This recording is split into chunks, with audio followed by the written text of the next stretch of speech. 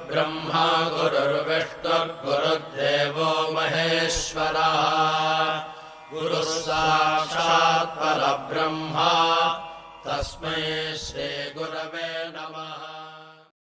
ഓം ശ്രീ സായിരാം. ആരാണ് ഭഗവാൻ ബാബ? ശ്രീരാമകൃഷ്ണ പരമഹംസന്റെ ശിഷ്യൻ ശിവാനന്ദ സ്വാമിയിൽ നിന്നുമാണ് ശ്രീ കസ്തൂരി മന്ത്രോപദേശം സ്വീകരിച്ചത്. ശ്രീരാമകൃഷ്ണ പരമഹംസരാണ് തന്നെ പ്രശാന്തി നിലയത്തിൽ എത്തിച്ചതെന്ന് കസ്തൂരി വിശ്വസിച്ചു പറഞ്ഞു. യോഗമാർഗത്തിൽ നിഷ്ണാതയായ ഇന്ദിരാദേവി ഇങ്ങനെ പറഞ്ഞു: എന്നെ സദാ കാത്തുരക്ഷിച്ച വിവേകാനന്ദ സ്വാമികളെയാണ് ഞാൻ ഭഗവാൻ ബാബയിൽ ദർശിച്ചത്.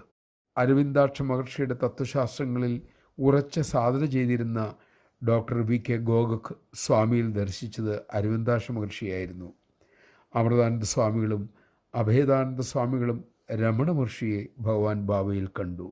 കാഞ്ഞങ്ങാട്ടുകാരനായ സ്വാമി രാമദാസിനെയാണ് രാമാനന്ദ റാവു ഭഗവാൻ ബാബയിൽ ദർശിച്ചത്.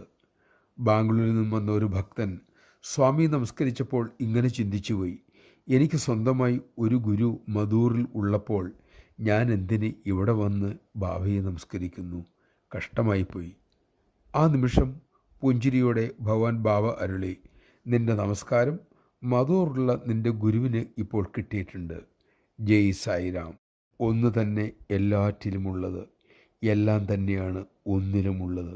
സർവ ഈശ്വര സ്വരൂപങ്ങളും സർവ തത്വങ്ങളും ഭഗവാൻ ബാബയിൽ അടക്കം. നാം ഏതുവിധം ആഗ്രഹിക്കുന്നുവോ ഭജിക്കുന്നുവോ അതുപോലെ ഭഗവത് അനുഗ്രഹവും നമുക്ക് ലഭിക്കുന്നു.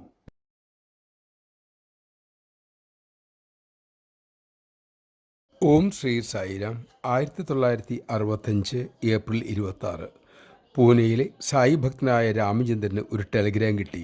മെയ് 5 സത്യസായി ബാബ നിങ്ങളുടെ വീട്ടിൽ വരും, നിങ്ങളുടെ മകന് ഉപനയനം നടത്തുകയും ചെയ്യും.